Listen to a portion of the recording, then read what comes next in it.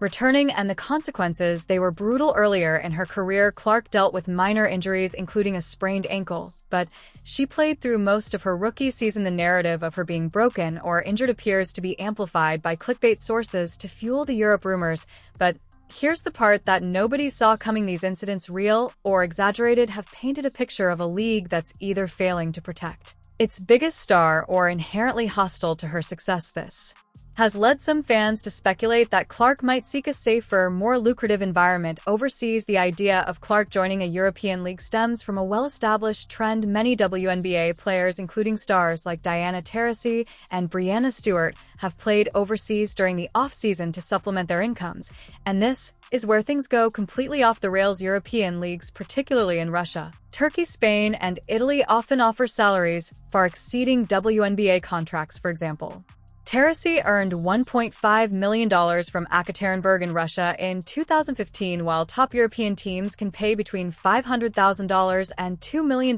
per season for elite talent. For Clark, the financial incentive could be significant, and you'll never guess how it ends. A top European team like Fenerbahce in Turkey or Dynamo Kursk in Russia could reasonably offer Clark a contract in the range of $1.5 million to $3 million for a single season, especially given her global marketability. These figures dwarf her WNBA salary and even rival her endorsement earnings. Additionally, European contracts often come with perks like housing, travel, and sponsorship opportunities, making them highly appealing. Beyond finances, Clark might be drawn to Europe for other reasons, and the reason why will shock you. The WNBA's grueling summer schedule conflicts with her passion for golf, as she humorously noted in a 2024 interview with Sue Birda. European League, with its fall-winter season, could allow her more flexibility to pursue personal interests. Moreover, playing overseas could offer a fresh challenge, exposing her to different playing styles and expanding her global brand. But here's what makes this even crazier. Some speculate that Clark might feel alienated by the WNBA's physicality or perceived lack of support, pushing her to seek a less contentious environment. Despite the hype, Caitlin Clark is no doubt fed up with the WNBA,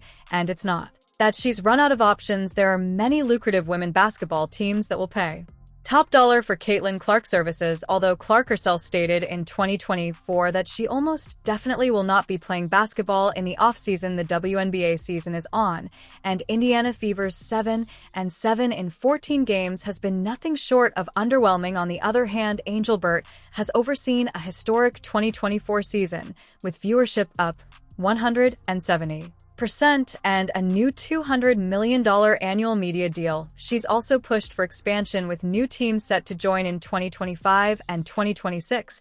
But here's the most important part. Angelbert's comments about Clark's potential earnings up to $500,000 with bonuses suggest an effort to highlight the league's value, but they've been met with skepticism, as most of Clark's income comes from endorsements, not WNBA pay, and by the end of this you'll understand why this is so important. Caitlin Clark might be reconsidering not turning down the reported $10 million offer from Ice Cubs' Big Three League and the $1 million deal from Unrivaled, the new 3-on-3 league, although she opted to focus on her Fever career and personal life. Her endorsement deals, which dwarf her WNBA salary, give her financial security. But Caitlin Clark is no ordinary rookie, and the final twist, it's something no one expected. Her story is one of resilience, not retreat. You'll want to see this through to the end. Trust me, I think Caitlin Clark should leave the WNBA. The other leagues around the world might be less competitive, but they will adore Caitlin Clark, unlike the WNBA that allows bullies pick on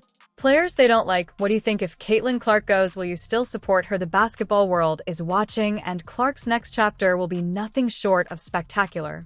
Caitlin Clark, the electrifying rookie who took the WNBA by storm, has been at the center of a whirlwind of rumors claiming she's abandoning the league for a lucrative European contract. The basketball world is crazy with speculation, but what's going on? Caitlin Clark just got injured again. Is it safe for her to remain in this league? Here's where it gets even crazier. Let's dive into the reasons behind these rumors, the challenges Clark has faced in the WNBA, the alleged attacks and injuries, and what a move to Europe could mean for her career and finances. By the end, you'll understand why this story is far more complex than it seems. Stick around, because this next part is huge. Caitlin Clark burst onto the professional basketball scene as the #1 first overall pick in the 2024 WNBA draft, selected by the Indiana Fever. Her college career at the University of Iowa was nothing short of Legendary, she broke Pete Maravich's ENSA, scoring record dazzled with her long-range shooting and brought unprecedented attention to women's basketball. Her transition to the WNBA was expected to be seamless, with fans and analysts predicting she'd become the face of the league, and that's just the beginning. Clark's rookie season was a record-breaking success. In many ways, she set the WNBA single-season assist record, earned the 2024 WNBA Rookie of the Year award, and led the Fever to their first playoff appearance since 2016. Her games drew massive crowds, with ticket sales and viewership soaring. 18 of the 21 WNBA games that garnered over 1 million viewers in 2024 featured Clark's Fever off the court. She secured a reported $28 million 8-year deal with Nike, alongside endorsements with Gatorade, State Farm, and others, earning an estimated $1 million in sponsorships alone in 2024. But here's what they're not telling you. Despite her success, Clark's rookie season was marred by challenges that have fueled speculation about her future, from physical play on the court to off-court controversies. The narrative of Clark being targeted has taken hold, leading to wild rumors about her leaving the WNBA for Europe. The WNBA has been under scrutiny for how it handled Clark's meteoric rise as the league's biggest draw. She's brought unprecedented attention, yet some argue the league hasn't fully capitalized on her star power.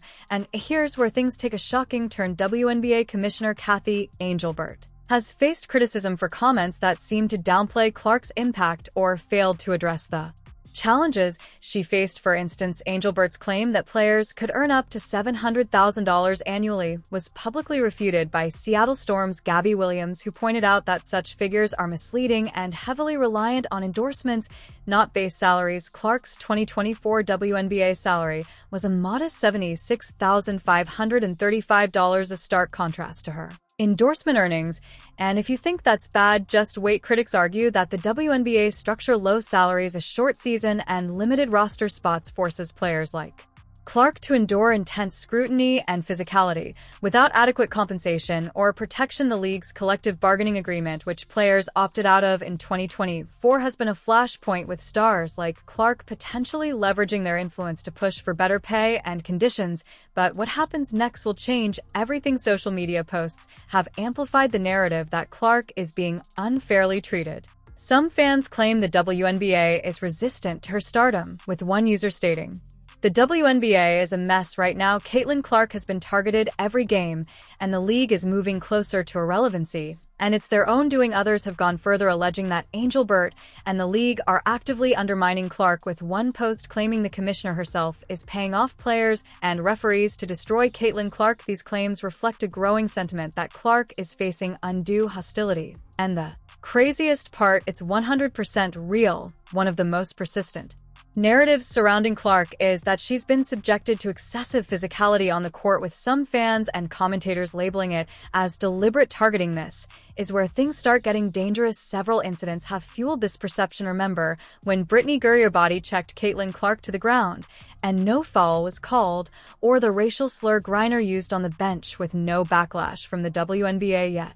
The same management will take a fine comb through people's tweets in search of perceived racism. That's the kind of move that gets your most valuable player pissed off, and at some point she'll have to decide when she's had enough. Some fans have speculated that Clark's style, flashy long-range shooting, makes her a target for veterans like Gurrier, who play a more physical game. Clark has faced several hard fouls during her rookie season. One high-profile moment came during a playoff game against the Connecticut Sun, where Clark was visibly frustrated after physical play from Dana Bonner, the same Dana Bonner that has now been released by Indiana Fever because she ain't good enough. Social media erupted, with fans claiming Caitlin Clark was being abused by opponents and referees. Clark has faced injury concerns, though specifics are hard to come by. We don't know how much she was rushed to get back the last time, and it's crystal clear she's the golden goose. She is out again due to an injury just weeks after